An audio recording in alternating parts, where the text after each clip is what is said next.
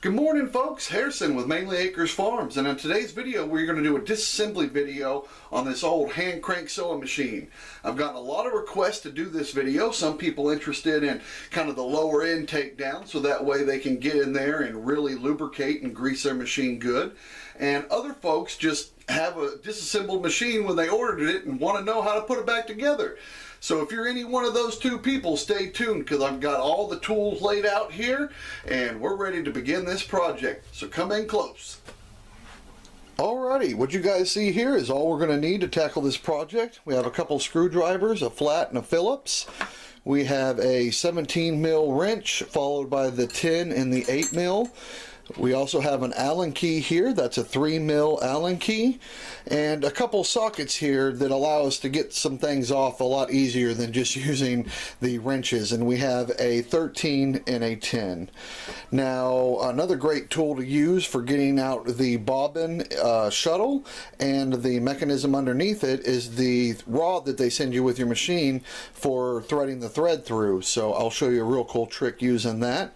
We'll also need some oil, so that way when we have the machine torn apart and we can get to those hard to reach areas and make sure it has plenty of lubrication, and a nice shop towel because you are definitely going to get greasy tearing into these machines.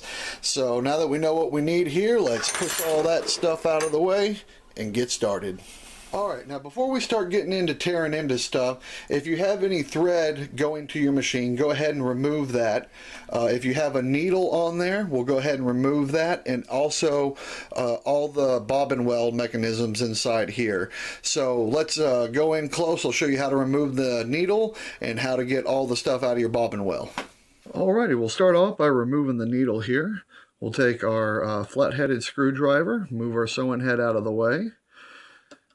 Come in here, do the old lefty-loosey. That'll drop the lug down.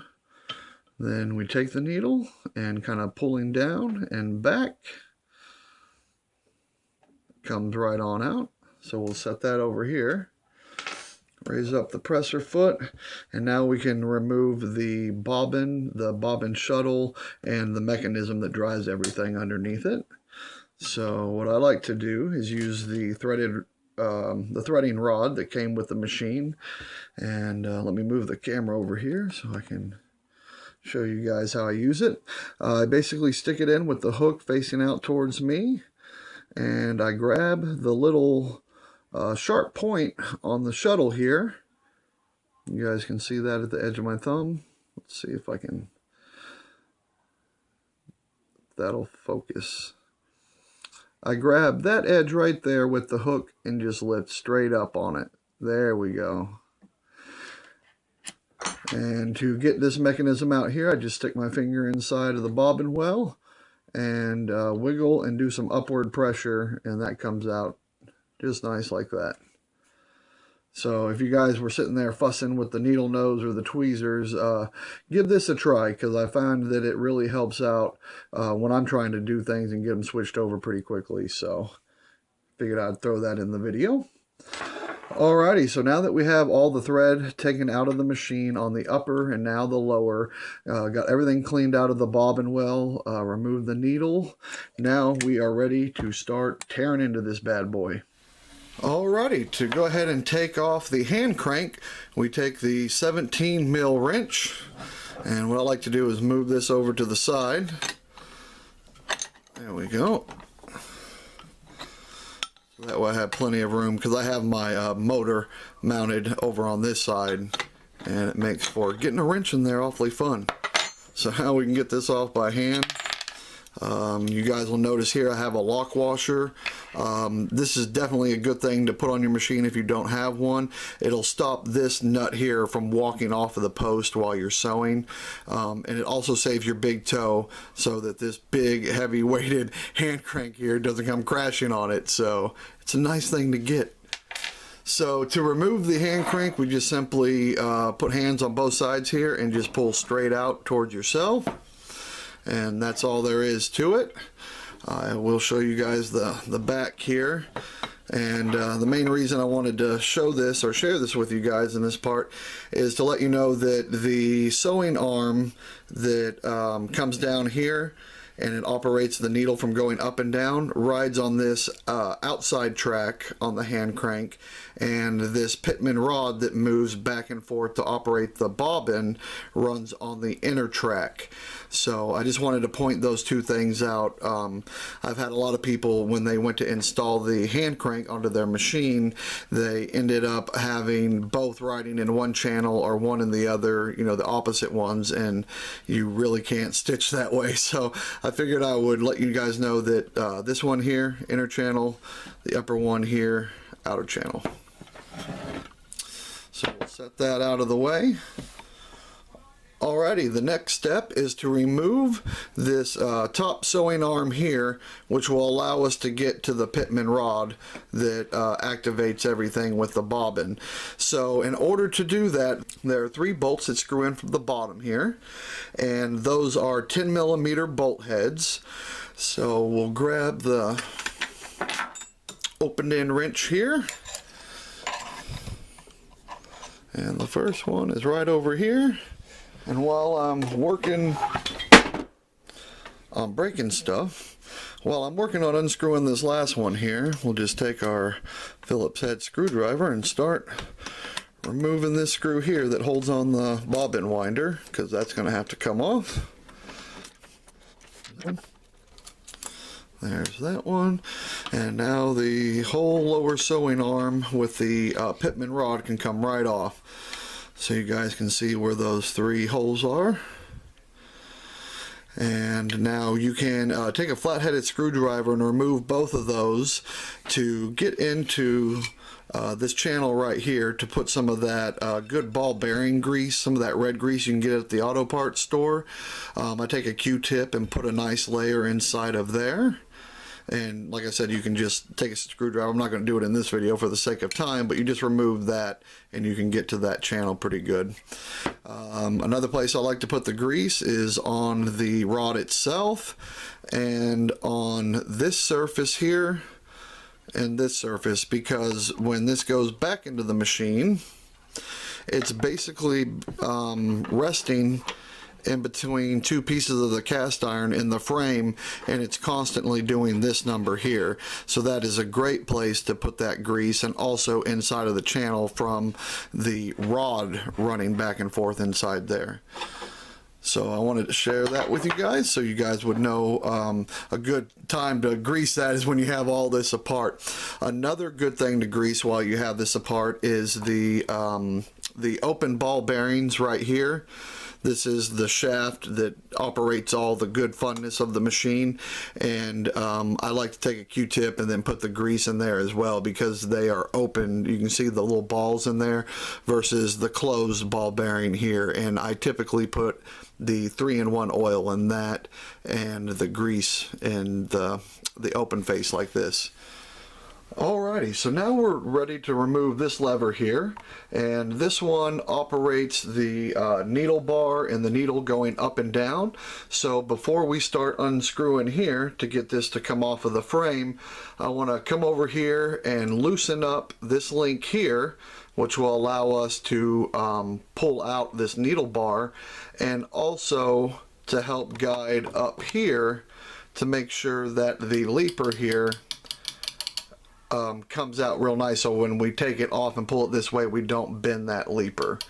So the first thing we're going to do is we're going to grab the flat head, come over here, we're going to give that a good loosen, and what I like to do is come down and start pushing from the bottom and pushing up. There we go. And just pull it out the rest of the way. So we have that removed, set that to the side. Now we can lift back up here. This top link I don't ever tighten up, so I just simply slide that off the end. If yours doesn't slide off, then there is a flathead screw right here, and you just loosen that up and you should be able to slide it off. Alrighty, so let's come over here, and this I believe is the 13 mil. Yep, sure is. So with one hand holding it,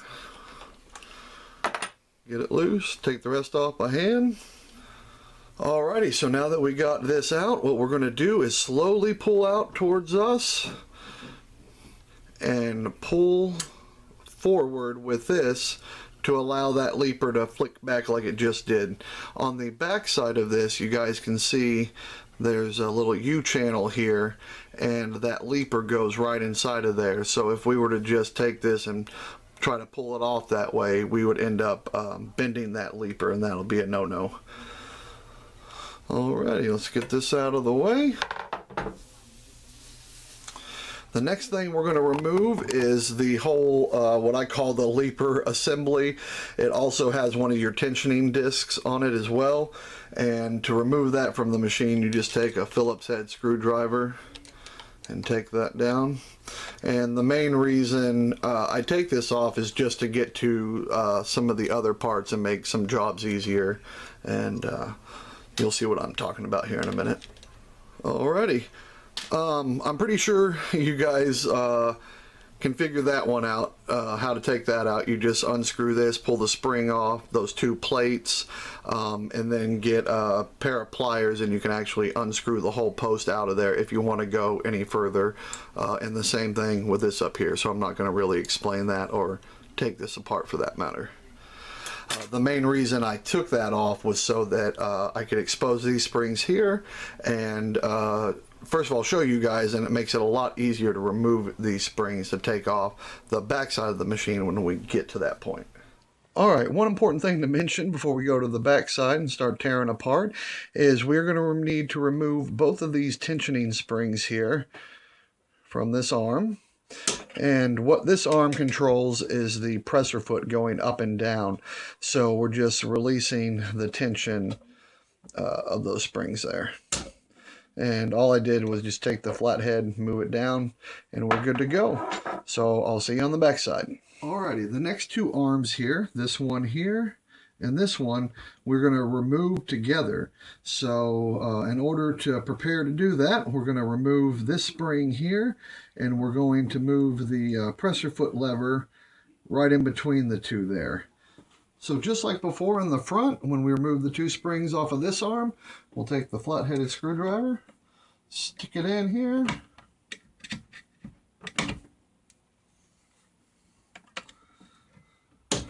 and pull out with it. Now we are ready to take off this nut and this one, and then we'll try to remove both of these together. Now on this bolt here on the front of the machine, there is a corresponding nut that I'm loosening right now that holds that one into place. So it doesn't have a lock washer, but it does have a lock nut on the back side, and that's that right there. So we'll start off by loosening this top one here, and that is the 13 mil. Then we'll grab our 10 mil wrench and give that a loosen. So we'll start off by taking this one off first. And just like the front, I have the washer in between the arm and the outer nut here. There we go. Then we'll remove this one. Alrighty, and there's that one. So now we are ready to remove these. Alrighty, now that we have the bolt and the nut taken off here, the way to get this out is to work on this one here.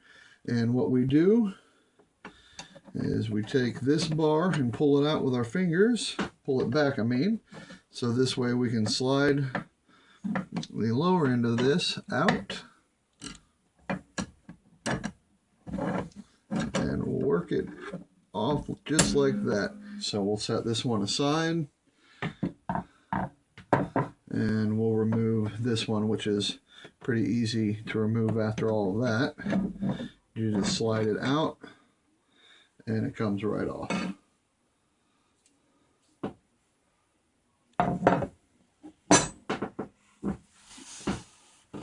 Alrighty, so all the levers are removed from the back side. The only other things you could do is if you wanted to take the bobbin winder all the way off you can with a Phillips head right here. The same thing with this spring. The same thing with this screw and spring set here. This is the screw that you use to adjust the stitching length, and the one that you see over here is for the amount of pressure pushing down on your presser foot. So you can make those two adjustments here. But I'm just leaving these here because really there's no reason to take those off unless you're going to be sandblasting your machine for a new paint job. But I'm pretty sure you guys could figure out the rest of those things there. Also, there is a screw on the top of the frame. You take a Phillips head and loosen that out, and you can get this shaft out here that holds those two arms. I'm going to leave that the way it is. So we just have one more item to take a look at back here with the gears, and then we will go back up to the sewing head and we will be all done. So let's get back here over to the gears. Alrighty. So these two gears here, you remove them with that 3mm Allen key, and you just stick it in the hole and give a couple twists. You don't need to remove them all the way, just a couple twists to make sure that they're loose on that rod there, or the shaft going through. So we'll get this one. Oh, if I can get it to stop moving on me. There we go. And what this does is it allows you to take out this main shaft here all the way out, so that way if you wanted to polish it up or do anything like that, add some more grease or lubrication to the shaft over here in this housing, I imagine you could do that. Another thing that you may have noticed on my gears is I have a marking on it with some black marker, and that's to indicate where these gears need to match up when I tighten them back down on the shaft. That's really important to remember. So before you guys remove these gears to disassemble your whole machine, make sure to put a little mark there so that way when you reassemble it, you'll know how the gears need to match up with each other. So that's about it on the back end. We'll go over to the sewing head and wrap everything up.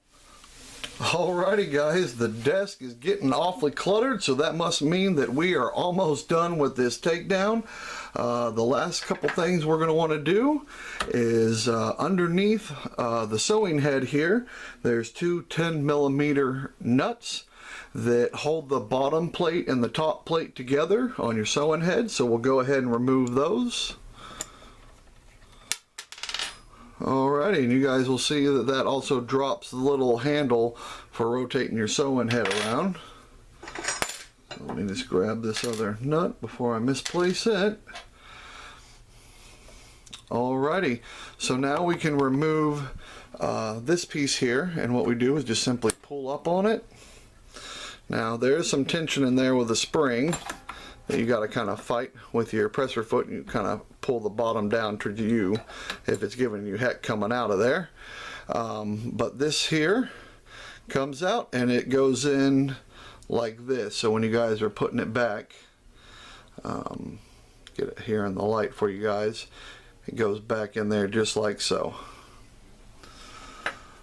Alrighty.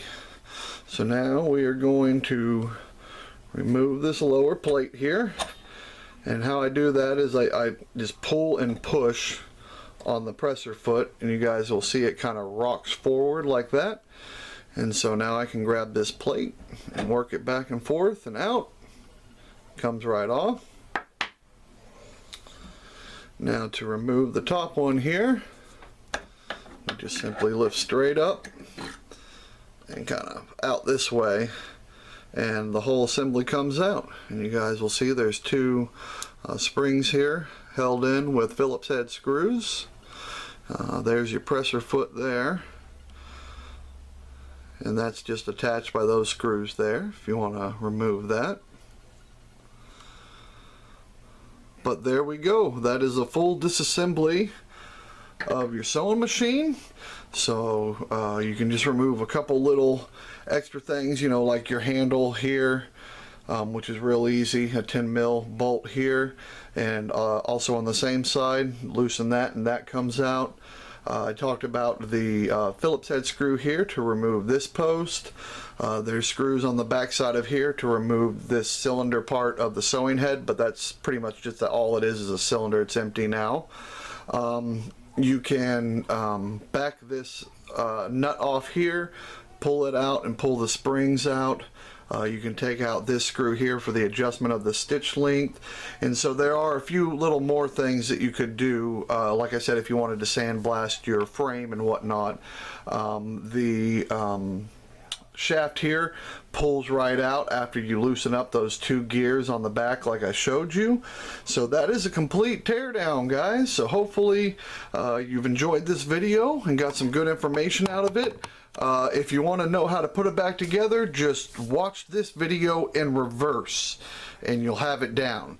If you guys have any problem with it, you know, always feel free to send me a message. But that's about all the time I have for you guys tonight. It's going to be a pretty long video and I got to get it edited and out there. So thank you guys so much for tuning in and hanging out. And as always, spend time with that family.